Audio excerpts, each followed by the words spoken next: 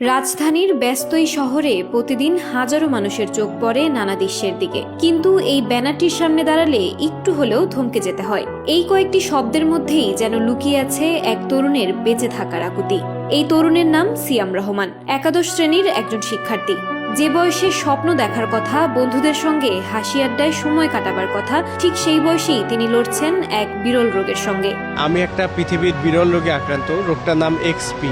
আমার সমস্যা কি, আপনারা রোদে গেলে যে রোদ থেকে ভিটামিন ডি পান, সূর্যালো থেকে, আমি রোদে গেলে আপনাদের মতো ভিটামিন ডি পাচ্ছি না। উল্টা আরও আমার মুখের কোষার টিস্যু নষ্ট হচ্ছে।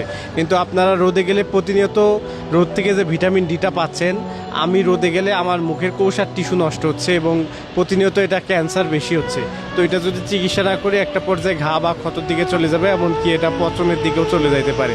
রোদের আলোই যেন তার জন্য অভিশাপ। ধীরে ধীরে ক্ষতিগ্রস্ত হচ্ছে তার মুখের কোষ, অবনতি হচ্ছে শারীরিক অবস্থার। চিকিৎসকরা বলেছেন উন্নত চিকিৎসার জন্য তাকে দেশের বাইরে নিতে হতে পারে। তো আমার চিকিৎসার জন্য আমি স্কয়ার হসপিটাল, ল্যাব-8, পিজি হাসপাতাল এবং এবার কেয়ারে দেখাইছি।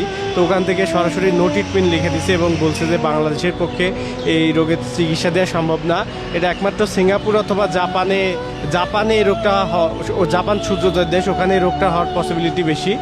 তো জাপান অথবা সিঙ্গাপুরে গেলে এই রোগের চিকিৎসাটা পাবো। তো আসলে মানে দেশের বাইরে চিকিৎসার জন্য আমার 40 লক্ষ টাকা লাগবে। আমার একার পক্ষে আসলে এতগুলো টাকা ম্যানেজ করা সম্ভব হচ্ছে না। তাই আমি আপনাদের কাছে সাহায্য প্রার্থী। আপনারা যদি আমাকে একটু সাহায্য করেন, আমি আমার জীবনকে এগিয়ে নিয়ে যেতে পারবো।